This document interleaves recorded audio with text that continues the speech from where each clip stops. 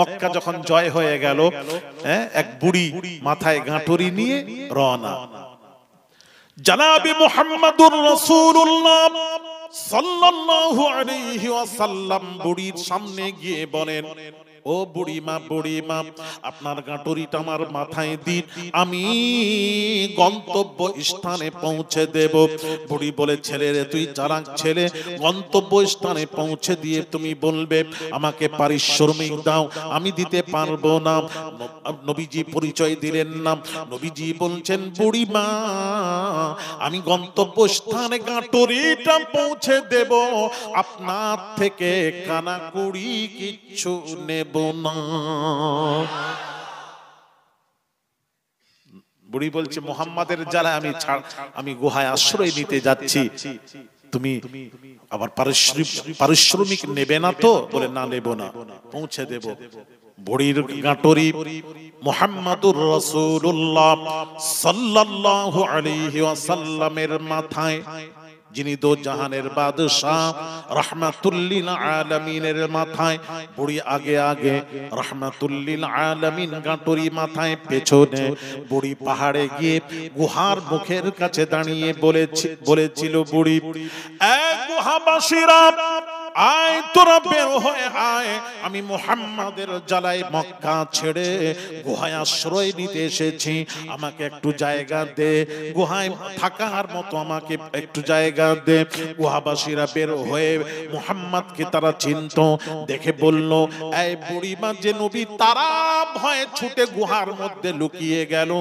গুহাবাসীরা বলেছিল, এই বুড়িমা, বুড়িমা, বুড়িমা, বুড়িমা, বুড়িমা, যে মুহাম্মাদের জানাই তুমি মক্কা ছেড়ে তুমি গুহায় আশ্রয় নিতে এসেছো, ওই মুহাম্মদ গাঁটরি মাথায় তোমার পেছনে দাঁড়ানো। আরো জোরে। হায় হায় হায়, কি হয়েছিল তখন বুড়ির? আল্লাহর কসম, শোনা হাদিস শরীফ প্রমাণ দিয়েছে। ভাই আমার, বাবাজিরা, ওই এলাকাবাসী মা বোনেরা, বুড়ি একবার রাহমাতুল লিল আলামিনের দিকে তাকায়, গুহার দিকে তাকায়, আর বুড়ি বলে, গুহাবাসীরা, গুহাবাসীরা, এই মুহাম্মদ যদি মুহাম্মাদুর রাসূলুল্লাহ হয়ে থাকে, এই মুহাম্মদ কখনো মানুষ মারতে পারে না। এই মুহাম্মদ যদি মুহাম্মাদুর রাসূলুল্লাহ হয়ে থাকে, এই মুহাম্মদ কখনো মানুষের ক্ষতি করতে পারে না। আয় গুহাবাসীরা, আয় মুহাম্মাদের আনিত সুশীত ইসলামের ছায়ার নিচে আমরা আশ্রয় নিই, আয়। বুড়ি সঙ্গে সঙ্গে গিয়ে বলল, মুহাম্মদ, আমি জানি না, চিনি না, আমি আমার গাঁটরি রাহমাতুল লিল আলামিনের মাথায় দিয়ে আমি মস্ত বড় অপরাধ করেছি, আমাকে ক্ষমা করে দিন, ক্ষমা করে দিন, আর আমাকেও দেরি করবেন না, করবেন না, করবেন না। আমিও সেই কলেমা পড়ে মুসলমান হতে চাই। বুড়িও কলেমা পড়ে মুসলমান হয়ে গেল। জোরে জোরে বলুন, এটাই হলো ইসলাম, ঠিক কিনা? ইসলামের অর্থ হলো শান্তি। তো শান্তির বার্তা নবী আমাদেরকে দিয়ে গেছেন। এই ছেলেরা, তুমি কি বলো, ফেসবুক না গুগল তুমি বের করো, গুগলে গিয়ে একটু বলো না বাবা, সার্চ অনেক করে করেছো, একটু গুগলে গিয়ে বলো পৃথিবীর ওয়ার্ল্ডের সবচেয়ে শ্রেষ্ঠ মানুষ কে, দেখবে নাম আসবে হযরত মুহাম্মদ সাল্লাল্লাহু আলাইহি ওয়াসাল্লাম। জোরে বলো। হ্যাঁ হ্যাঁ, দেখো একবার গিয়ে তোমরা, আগামী কাল ঘরে গিয়ে বসে গুগলে গিয়ে বলো পৃথিবীর শ্রেষ্ঠ মানুষের নাম জানতে চাই, দেখবে গুগলও বলবে রাহমাতুল লিল আলামিন। ঠিক কিনা? জোরে বলেন। আজ মিথ্যা মিথ্যা করে আমাদেরকে ইসলামকে বদনাম করে মানুষের সামনে পরে নতুন জেনারেশনের মাথায় ঢোকানো হচ্ছে মুসলমান সন্ত্রাস, মুসলমান সন্ত্রাস, মুসলমান ভারতকে ভালোবাসে না, ভারতের ভালোবাসে না। ওরে মিয়া, মুসলমান ভারতকে ভালোবাসে না। আল্লাহর নবী, এই ওয়াতান আমাদের জন্মভূমি মক্কা নয়, আমাদের জন্মভূমি মদিনায় নয়, আমাদের জন্মভূমি পাকিস্তানে পাকিস্তানে নয়, আমাদের জন্মভূমি বাংলাদেশে নয়, আমাদের জন্মভূমি ভারতের জমিনে। আর যেখানে জন্ম সম্পর্কে নবীজির হাদিসটা শুনিয়ে দিই, জানে না, ওদেরকে শুনিয়ে দাও বার্তা। হ্যাঁ,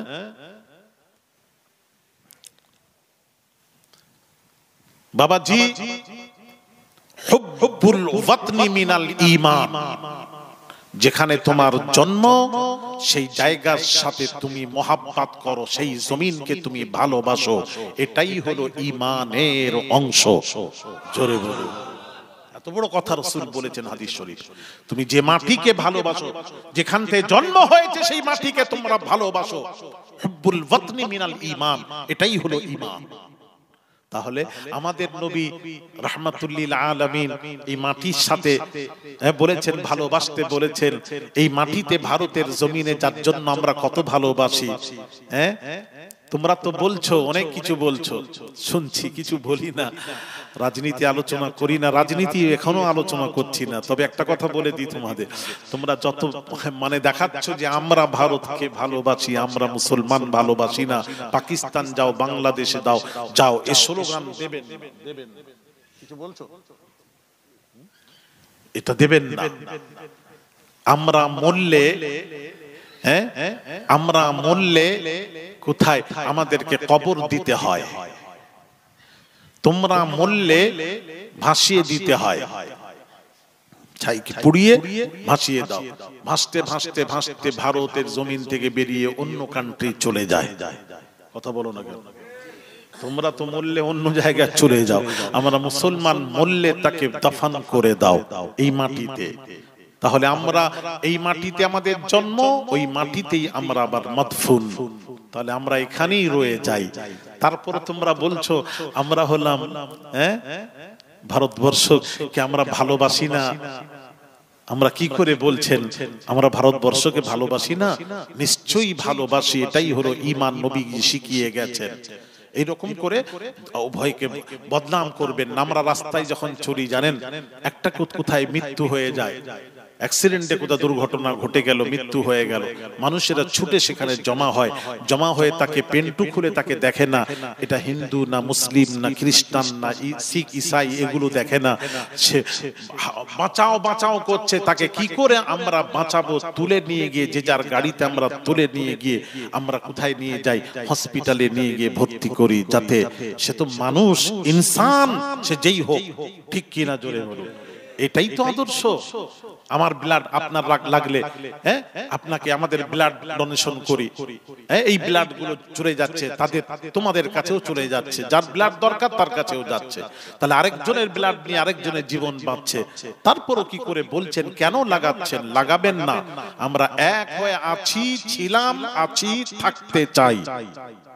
এক কথা বলছো না কেন? কি সুন্দর, সব মিলেমিশে থাকবো, সব এক জায়গায় বসুন। নবীজি শেখাননি।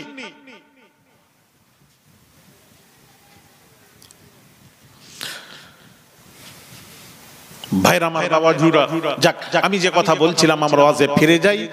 হ্যাঁ, ফিরে যাই। ভাইরা আমার, বাবাজিরা,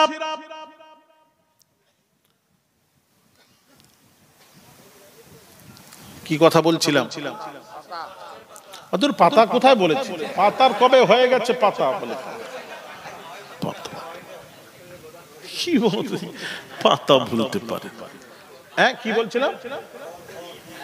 ঈদ, ঈদ, হ্যাঁ, ঈদ হলো 7টা আমার স্টকে আছে, আমি রেখেছি। কথা বুঝতে পেরেছেন? হ্যাঁ, আপনারা বলতেও পারলেন না, দেখলেন? আমি এখন যদি বলে দিই, আবার আপনারা কালকে আমাকেই শোনাবেন, এটাই তো নিয়ম, এটা হচ্ছে।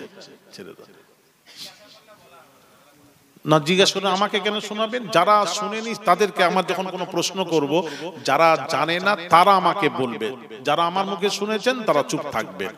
আমি তো এটা বলবো না যে যে শুনেছেন সেও বলুন, আমার কথা আমাকে, আমার ওয়াজ আমাকে শোনাবেন কেন? ব্যাস এটাই। ভাইরা আমার, বাবাজিরা, হ্যাঁ, তাহলে পাতা, তাই তো? মনে পড়ছে না, ভুলে গেলাম। এখন বয়স হয়ে গেছে তো ভুলে যাচ্ছি, পরে মনে করে আমি দেখি ঘুরে আসি। বয়স হলে মনে থাকে সব জিনিস।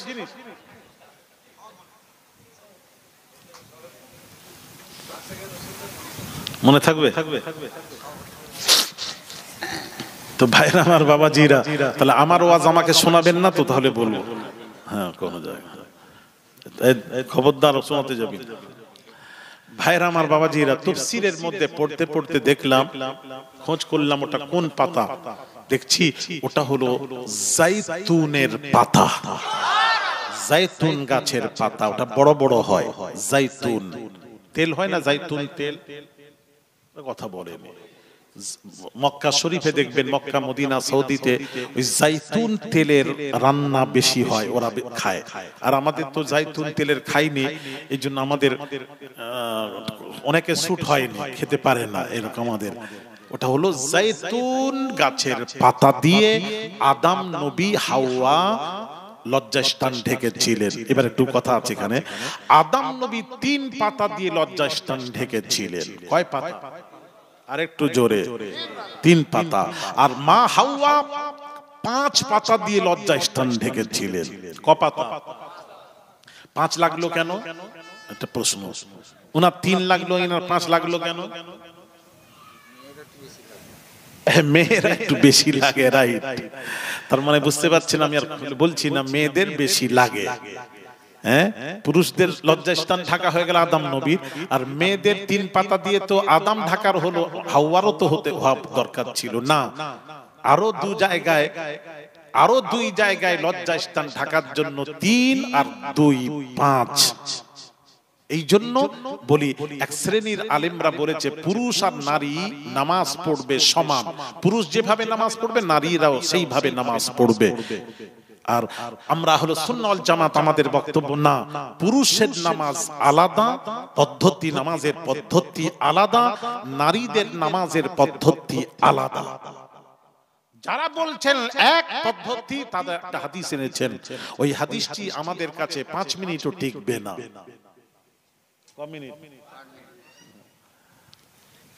ভাইরা আমার বাবাজিরা, তারা একটি হাদিস দিয়ে তারা প্রমাণ করাচ্ছেন, সে বড় বড় বক্তারা কি বলেছেন, সাল্লু কামা রাআইতুমুনি উসাল্লি, নামাজ পড়ো যেভাবে আমি রাসূলকে নামাজ পড়তে দেখো। বাস, নবীকে যেভাবে নামাজ পড়তে দেখো সেইভাবে নামাজ পড়ো। পুরুষ নারীদের নামাজ আলাদা নয়, ব্যাস ওনাদের বক্তব্য। কিন্তু নবীজি নামাজ শিখিয়েছেন, নবী নামাজ শিখিয়েছেন, কথা ঠিক। নামাজ কোরআনে নেই, কোরআনে শুধুমাত্র এসেছে কি? নামাজ এসেছে সালাত, নামাজ এসেছে আকিমুস সালাহ, নামাজ কায়েম করো।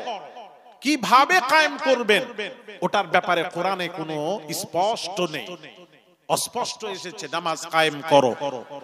কোথাও কোরআন 30 পারা কোরআনে খুঁজছি, কোথায় কিভাবে কায়েম করব, কিভাবে তার পদ্ধতি কি, সিস্টেম কি, কোরআনে কোথাও না পেয়ে তখন দ্বারস্থ হলো আল্লাহকে। আল্লাহ, তুমি তো নামাজ পড়তে বললে কায়েম করতে, কিভাবে কায়েম করব, প্র্যাকটিক্যাল কিভাবে, ওটা তো বললে না। আল্লাহ বলছেন, সব যদি বলে দিতাম তোরা আমার নবীর কাছে যাবি না, যার জন্য বাকিটা আমার নবীর জন্য রেখে দিয়েছে। যাবি না নবীর কাছে? ফাজিলামু, যা আমার নবীর কাছে যা। এই জন্য তো কোরআনের তাফসীর হলো, কোরআনের খোলাসা হলো হাদিস শরীফ। কোরআনকে বুঝতে গেলে হাদিস শরীফ দিয়ে কোরআন বুঝতে হবে। এই কথা বুঝতে পারছেন না? কোরআনকে যদি সঠিকভাবে পৃথিবীর মৌলবি বোঝার চেষ্টা করে, তাহলে কোরআন দিয়ে কোরআন বোঝা পৃথিবীর মানুষের পক্ষে সম্ভব নয়, সম্ভব নয়, সম্ভব নয়। কথা বলছেন না কেন? যেমন যেমন যেমন বলবো বলি, ভালো করে বুঝবেন, আমার ওয়াজ বোঝার চেষ্টা করো। ছেলেরা নিশ্চয়ই বুঝতে পারছে, বোধহয় বোঝো, আরো ভালো লাগবে।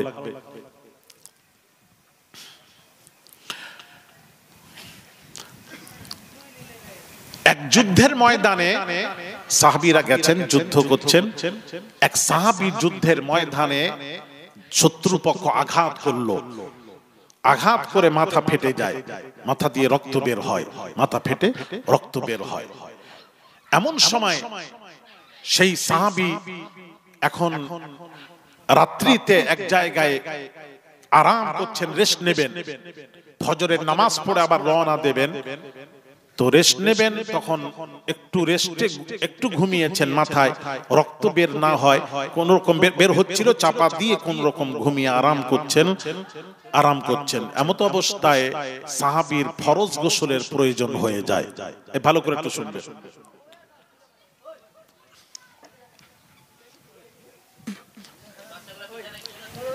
ফরজ গোসলের প্রয়োজন হয়ে যায়, তখন সাহাবী তার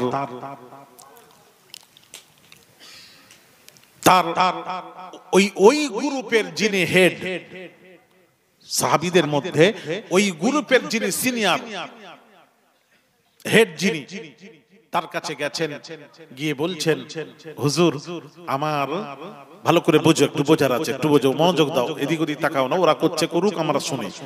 হুজুর আমার ফরজ গোসলের প্রয়োজন হয়ে গেছে, আর কনকনা শীত সেই সময়, হুজুর আপনি যদি অনুমতি দিতেন তাহলে আমি মাটি দিয়ে তাইয়াম্মুম করে নিতাম। কি করে নিতাম? তাইয়াম্মুম করে আমি পাক হয়ে আমি নামাজটা পড়তে চাই। তখন সিনিয়র সাহাবী বললেন, কি বলেছিলেন?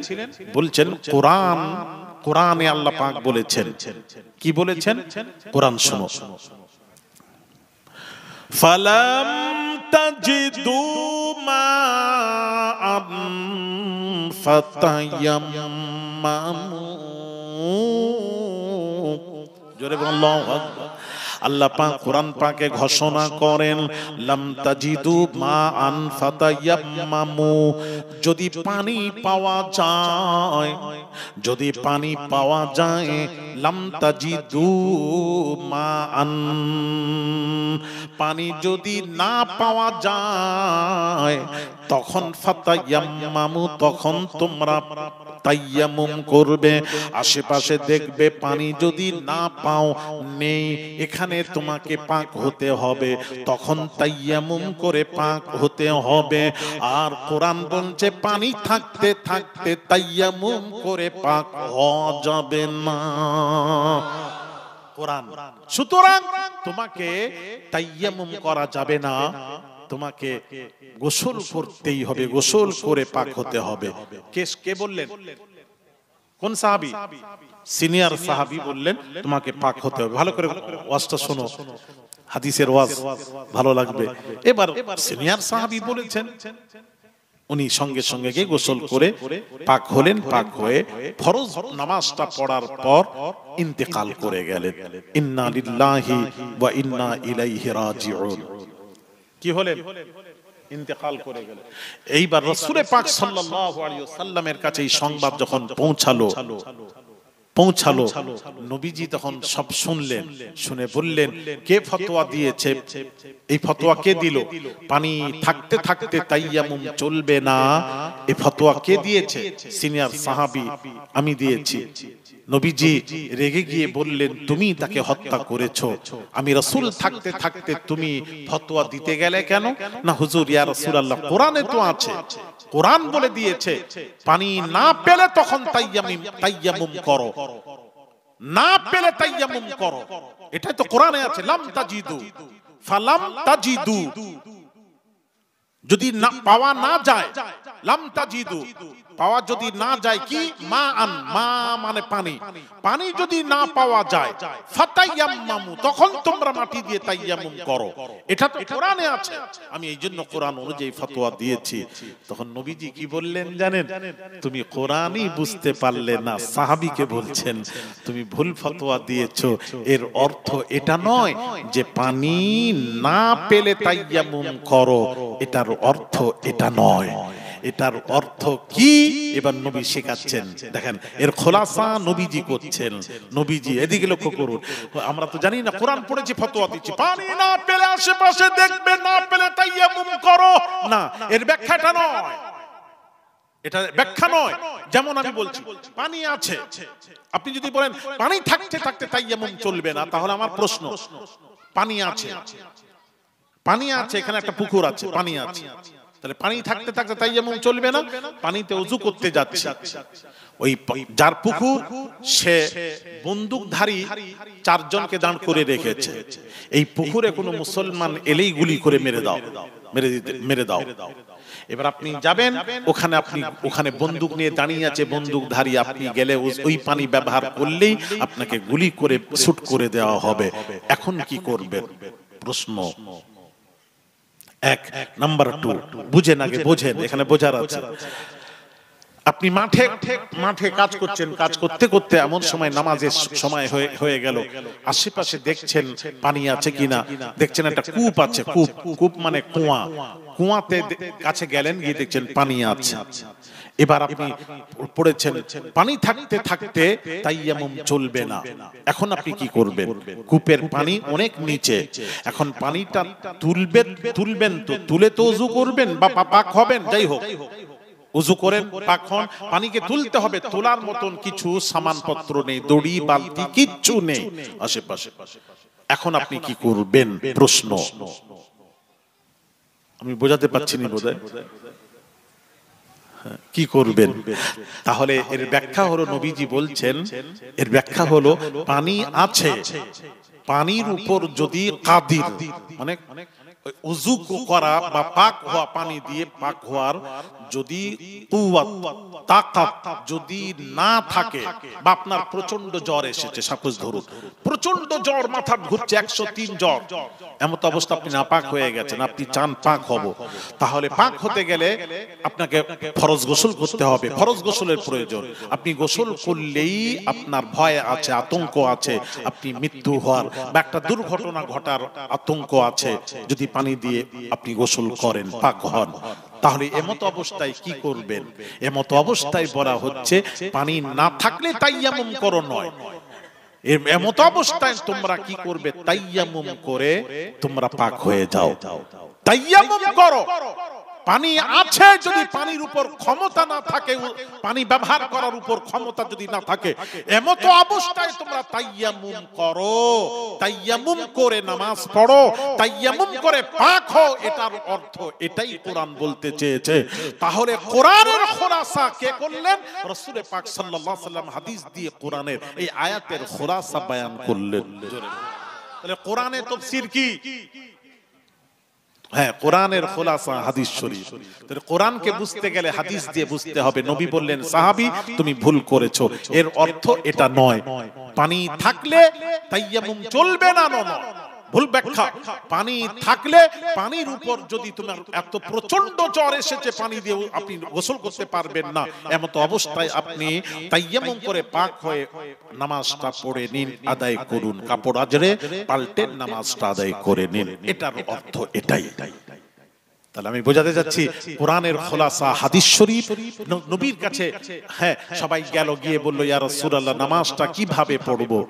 নবীজি বলছেন, এদিকে তাকান, ইযা কাব্বারা রাফা ইয়াদাইহি হাত্তা উযুনাইহি, রাওয়াহুল বুখারী। বুখারীর হাদিস। নবীজি বলছেন, যখন তোমরা তাকবীর পড়বে,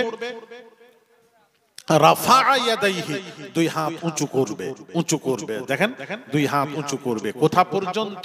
হাত্তা উযুনাইহি, দুই কানের নরম গোশত পর্যন্ত, এতটা, দেখেন এতটা, এরকম এরকম এইরকম নয়, ক্যারাটে নয়, এইরকম এতটা তুলবেন।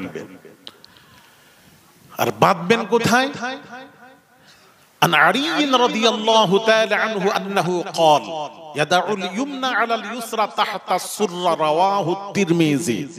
হযরত আলী বলছেন, রাসূলকে দেখেছি, রাসূল পাক সাল্লাল্লাহু আলাইহি ওয়াসাল্লাম যখন নিয়ত করতেন, হ্যাঁ, রাফা ইয়াদাইহি, দুই হাত উঁচু করতেন। عن علي رضي الله تعالى عنه أنه قال يدع اليمنى, ইয়াদাউল ইয়ুমনা আলাল ইউসরা, ডান হাতটা বাম হাতের উপর রাখতেন, আর বাঁধতেন কোথায়? তাহতা সুররা, তাহতা সুররা, তাহতা মানে নিচে, সুররা মানে নাভি, নাভির নিচে, জোরে এরকম আল্লাহু আকবার ছেড়ে দিন, হাতটা নাভির নিচে চলে আসে। এটা রাসূল শিখিয়েছে। আবার সেই নবীকে দেখেছে, আবার নবী আবার এরকমও নিয়ত করেছেন, দেখেন এরকম নাভির উপরে হাত বেঁধেছেন, নাভির নিচেও হাত বেঁধেছেন, কিন্তু ছাতিতে বাঁধেননি। এটার দলিল যেটা যারা দেন একদম জয়ীফ দলিল, কোন বর্ণনা নেই হাদিস শরীফের। যে বর্ণনা যারা দেয় তার কোনো সানাদ নেই, সহি সানাদ নেই। নাভির নিচে, নাভির উপরে। ইমাম তিরমিজি বলেছেন নাভির নিচে, নাভির উপরে। তবে নাভি এবার আছে, দুটো বাঁধলেন কেন? নাভির নিচে হাত বাঁধা এটা হলো পুরুষের জন্য, নাভির উপরে হাত বাঁধা এটা নারীদের জন্য।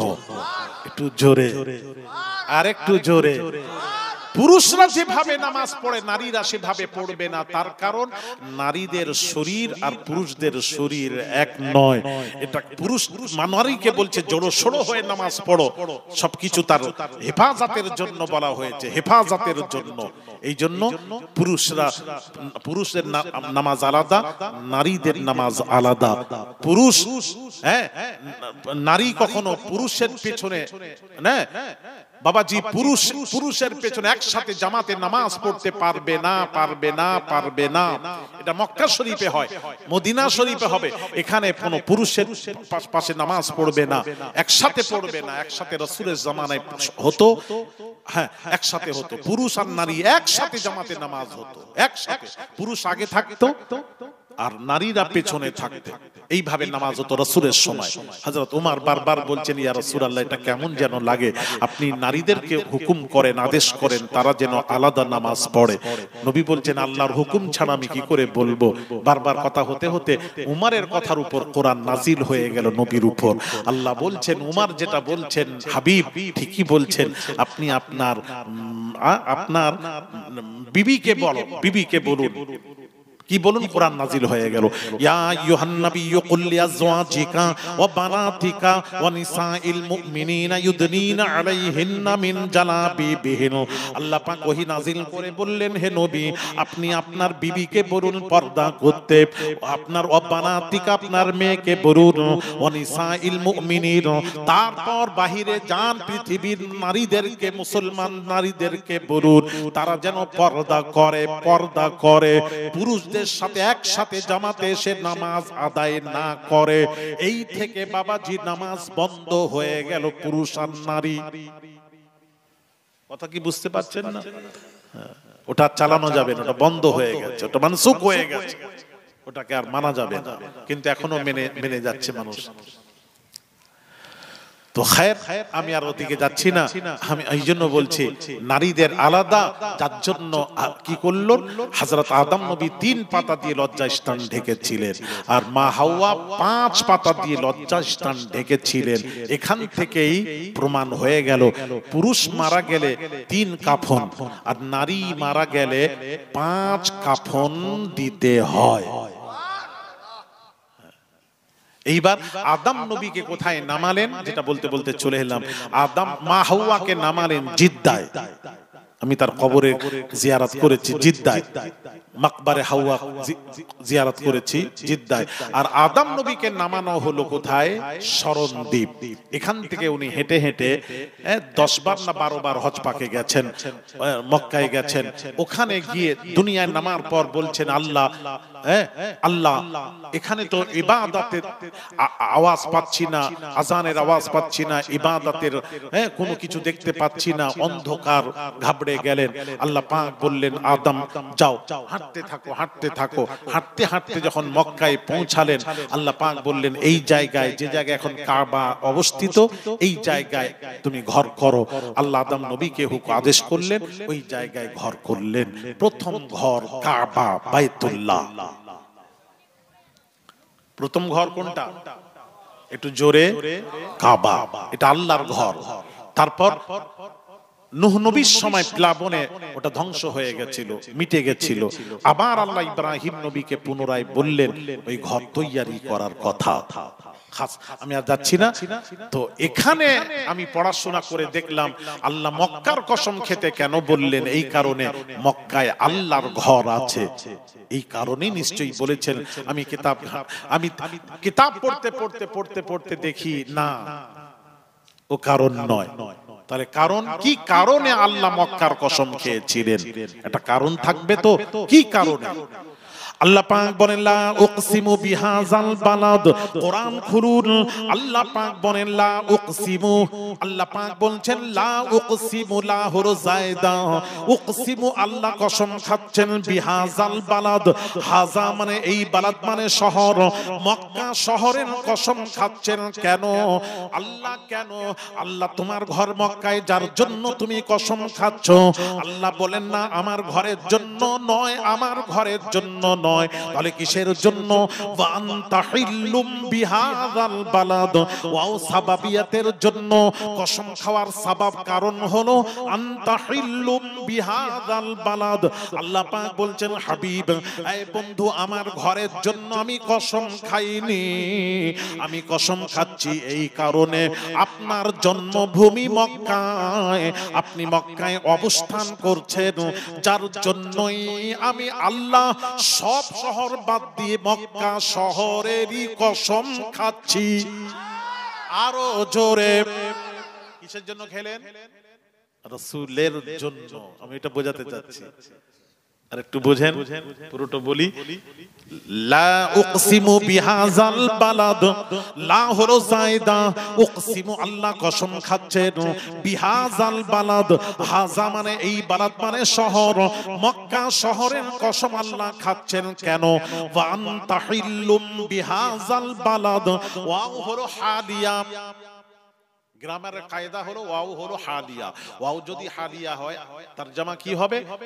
এই বন্ধু, আপনি তো মক্কার এরিয়ার মধ্যে ঘোরাঘুরি করছেন বলেই তো আমি মক্কার কসম খাচ্ছি। তৃতীয় মানে লা উকসিমু বিহাযাল বালাদ, লা হলো ইস্তিফামিল ইনকারি, লা যদি ইস্তিফামিল ইনকারি হয়, আয়াতের ব্যাখ্যা কি হবে জানেন? আয়াতের তরজমা হবে লা উকসিমু বিহাযাল বালাদ, আল্লাহ পাক বলছেন আমি কি মক্কা শহরের কসম কি খাবো না? ভালো করে বুঝবেন, কসম কি খাবো না? ছেলে 12টায় ভাত খায়, 1টা বেজে গেছে, মাকে বলছে আম্মু আমি কি ভাত খাবো না? তাহলে মা, ছেলে ভাত খাবে না বলছে তো? খাবে বলছে, দেরি হয়ে গেছে, তার মানে জিজ্ঞাসা, আমি কি ভাত খাবো না? হুজুর আমি কি জলসায় যাব না? তো জিজ্ঞেস করছে, যাব না বলছে না, বুঝতে হবে তো। লা উকসিমু বিহাযাল বালাদ, আল্লাহ বলছেন হাবিব, আল্লাহ বলছেন হাবিব জিজ্ঞাসা করছেন নবীকে, হাবিব বন্ধু আমি কি মক্কা শহরের কসম কি খাবো না? বলে দিয়ে বলছেন ওয়া আনতা হিল্লুম বিহাযাল বালাদ, আয় হাবিব আপনি মক্কায় অবস্থান করবেন, আপনি মক্কায় থাকবেন, আর আমি আল্লাহ মক্কার কসম খাবো না, এটা হতে পারে না। আর একটু জোরে হবে না? আপনিও থাকবেন, আমার কসমও থাকবে।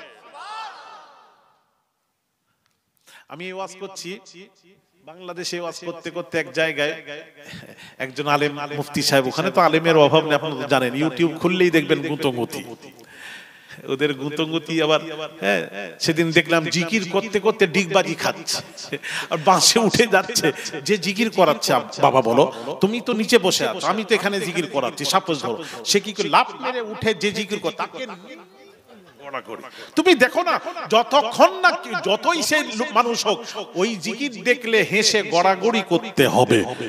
ঠিক বলছি না ভুল বলছি? দেখো দেখো একবার দেখো, তুমি দেখো আমার কথাটা মনে। আচ্ছা, যে জিকির করছে তাকে নিয়েও পড়ে যাচ্ছে, বাঁশে উঠে যাচ্ছে, ডিগবাজিও খাচ্ছে, লুঙ্গি খুলে যাচ্ছে, জোরে কি জিকির রে বাবা, গোটা দুনিয়া দেখছে আর হাসছে।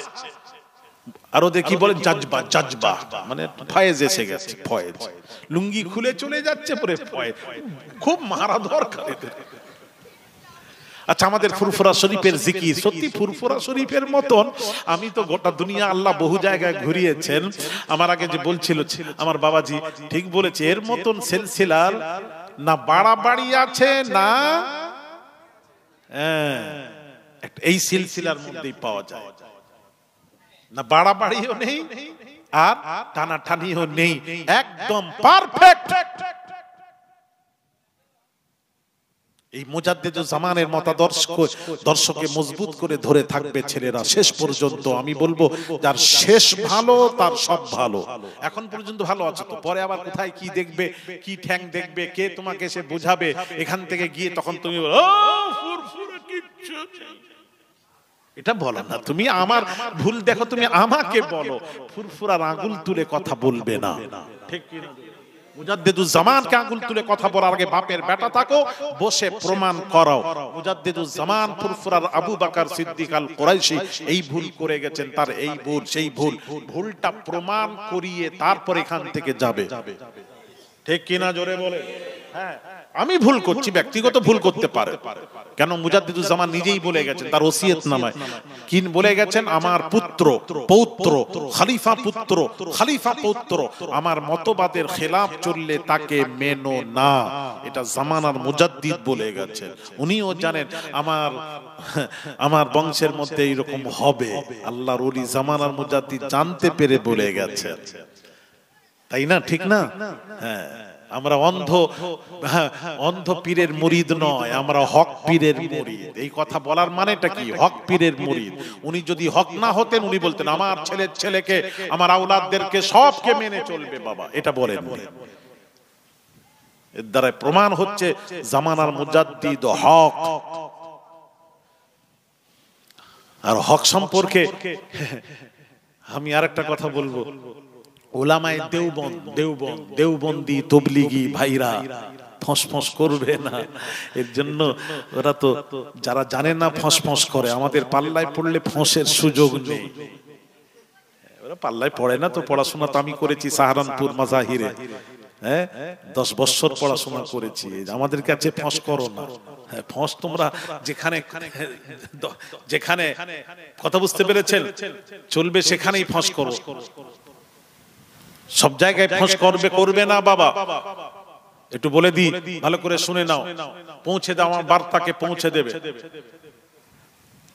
আমির হোসেন মুহাদ্দিস সাহারানপুর ইউপি, আমির হোসেন সাহারানপুরি বড় মুহাদ্দিস ছিলেন, দেওবন্দি মুহাদ্দিস, আমাদের নয়, দেওবন্দি। ওনার একটা কথা বলবো, শুনে রাখো, তোমরা কখনো বলতে পারবে কারো সাথে। তিনি বলছেন একটা জলসা হচ্ছে, ওই জলসায় সভাপতিত্ব করছেন দয়ার নবী রাহমাতুল লিল আলামিন। এমন সময় আমির হোসেন মুহাদ্দিস তিনি বলছেন, বড় বড় মুহাদ্দিসরা রাসূলকে প্রশ্ন করছে জানার জন্য, ইয়া রাসূলুল্লাহ এটা কি হবে, এটা কি হবে? আমি গিয়ে জিজ্ঞেস করলাম, ইয়া রাসূলুল্লাহ ফুরফুরার আবু বকর কেমন? ঠিক ফুরফুরার না শব্দ এসেছে, ফুরফুরার আবু বকর কেমন, कैसे आदमी थे? যেই বলেছেন রাসূল পাক সাল্লাল্লাহু আলাইহি সাল্লাম বলেছেন ফুরফুরার আবু বকর হক হ্যাঁ। জোরে জোরে হায় হায় হায় হায়, এবার বলো কি বলবে, বলো। ও দেওবন্দি ভাই, ফুরফুরা তবলিগি ভাই, ফস করবে না, তোমাদের হুজুর লিখে গেছেন। এটা কোথায় লেখা আছে? আশরাফুস সাওয়ানির মধ্যে আশরাফ আলী থানভী সাহেব লিখেছেন। কথা বুঝতে পেরেছো? ফুরফুরার আবু বকর হক, তিনি হক, রাসূল বলেছেন। এবার তোমরা কেউ বলবে হুজুর এটা তো স্বপ্ন, আমিও তো বলছি স্বপ্ন, নবী তো 1500 বছর হয়ে গেল। ফুরফুরার আবু বকরের তো 39 সনে তিনি দুনিয়া থেকে পর্দা নিয়েছেন, 39 সন, 39। এখন কত বছর হলো মোট? বলো, এখনো 100 বছর, 39 আবার যখন হবে, এখন তো 85 হয়েছে, এখন 39 হবে, তখন 100 বছর হবে। 100 বছরও হয়নি। এখন কেউ প্রশ্ন করবে হুজুর এটা তো স্বপ্নের কথা, এটা বলতে পারো? এর উত্তরটাও নিয়ে নাও, উত্তরটা নিয়ে নাও।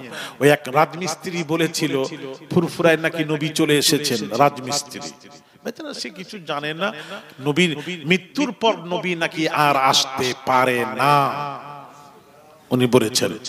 আমি এর দলিল আমি কিন্তু দিয়েছি, এখনো তার উত্তর পাইনি।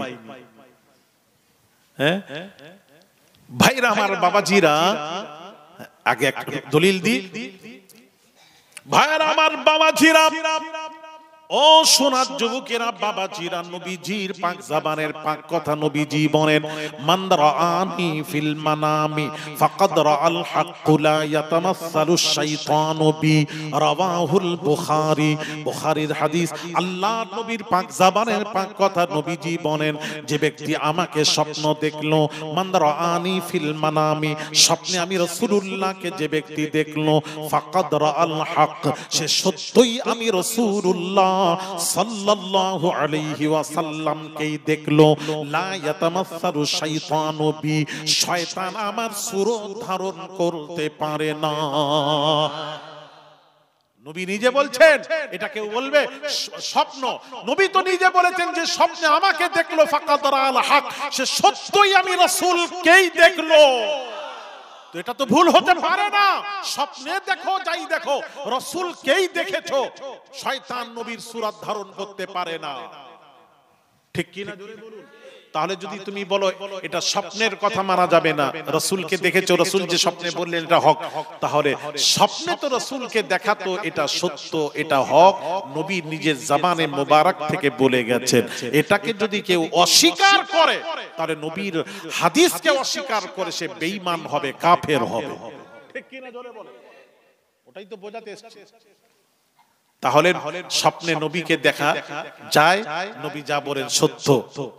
নবী তো দূরের কথা, একটা সাধারণ মানুষ যদি মৃত্যুর পর যদি কিছু বলে না, স্বপ্নে দেখায়, এই আমার নামে সবরিশানি কর, তুই কিছু দান কর, যদি কেউ দেখায়, তাহলে ভাববেন ইমাম জালালউদ্দিন সুয়ুতী রাহমাতুল্লাহ আলাইহি তিনি বলেছেন, তুমি তার নামে সালে সব করো। তার কারণ ওই জগতে, মানে ওটা আলামে বারজাখ, ওই জগতে গিয়ে ভুলের অবকাশ নেই। সে কখনো মিথ্যা বলতে পারে না, মিথ্যার অবকাশ নেই, সে যা বলবে সেটা সত্য। সাধারণ মানুষের ব্যাপারে কথা এসেছে, আর নবী তো দূরের কথা। হ্যাঁ, এক। দু নম্বর আরেকটা কথা বলে দিই পাশাপাশি, উনি বলেছেন, রাজমিস্ত্রি সাহেব বলেছেন যে রাসূল মৃত্যুর পর আর দুনিয়ায় রাসূল আসতে পারে না, পারে না, পারে না। এই যে শব্দ বলেছে, এটার ব্যাপারে একটু বলে দিই। ওই মৌলবীকে জিজ্ঞেস করো, একটু জিজ্ঞেস করো, আচ্ছা দেখতে পারে না, তাহলে আমার একটা ছোট্ট প্রশ্নের উত্তর দেবেন। বলেন, বাইতুল মুকাদ্দাস, যেটা জেরুজালেমে ফিলিস্তিনে, যেটা বাইতুল মুকাদ্দাস, এটা ইসলামের প্রথম কিবলা, কাবা। ওই বাইতুল মুকাদ্দাসে নবীজি ইমামতি করেছিলেন যেদিন মেরাজে গেছিলেন। এটা তো তোমরা জানো, আল্লাহ নিয়েছিলেন মেরাজে। সেই সময় রাসূল পাক সাল্লাল্লাহু আলাইহি সাল্লাম ইমামতি করেছিলেন, ইমাম হয়েছিলেন। আর নবীর পেছনে যারা ইক্তেদা করে নামাজ পড়েছিলেন, ওই মৌলবীকে জিজ্ঞেস করো তারা কারা, তারা কারা ছিলেন। একটু প্রশ্ন করে উত্তরটা আমাকে দেবে না? কারা? নবীরা তো মরে গেছে, ইন্তেকাল করে গেছে, আমার নবী আসবে কেন? তুমি তো বলেছো, রাজমিস্ত্রি বলেছে নবী মৃত্যুর পর আর দুনিয়ায় পৃথিবীতে ফিরে আসতে পারে না। তাহলে যদি পারে না, তো বাইতুল মুকাদ্দাস মসজিদুল আকসাতে নবীর পেছনে ইক্তেদা করেছিলেন কারা? আদম থেকে নিয়ে ঈসা পর্যন্ত সমস্ত আম্বিয়া আলাইহিস সালাতু ওয়াস সালাম ইমামতি ইক্তেদা করেছিলেন নবীর পেছনে। তাহলে তারা তো আগে ইন্তেকাল কবে করে গেছেন, তারপর আবার দুনিয়ায় মসজিদুল আকসা, তো দুনিয়া ফিলিস্তিনের অবস্থিত মসজিদুল আকসা, ওখানে কি করে এলেন নবীর পেছনে ইক্তেদা করলেন কি করে প্রশ্ন। কথা বুঝতে পারছেন না? তাহলে বোঝা গেল কি, বোঝা গেল নবীরা ইন্তেকাল করার পরও পুনরায় আবার দুনিয়ায় আসতে পারে না। তো কিছু করতে করতে একটু উল্টো পাল্টা, আমি যদি একজনের বিরুদ্ধে বলে দিই, ফুরফুরার বিরুদ্ধে বলে দিই, উল্টো পাল্টা গালাগালি করি, এখন আমার পক্ষে অনেক লোক এসে যাবে, হাইলাইট হব, আমি সঙ্গে সঙ্গে হাইলাইট হয়ে যাব। গোটা পশ্চিম বাংলা, ভারতবর্ষে আলী আসগার হুজুর, আলী আসগার, একটা কিছু বলতে হবে, এমন একটা আকর্ষণ বলতে হবে যেমন সবাই বলে আলী আসগার হুজুর, আলী আসগার হুজুর। পরিচয় হয়ে গেল বিনা পয়সা লাগলো।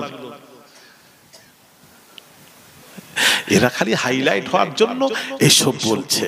কথা বুঝতে পেরেছেন? আর কিছু নেই, ভাঁড়ে তো কিছু নেই, এলেম কালাম কিচ্ছু নেই। আল্লাহ হেফাজত করেন, জোরে বলি আমিন। ভাইয়ার আমার, বাবাজিরা, এক মাওলানা মুফতি আমাকে বলল, হুজুর লা উকসিমুর ব্যাখ্যা করছেন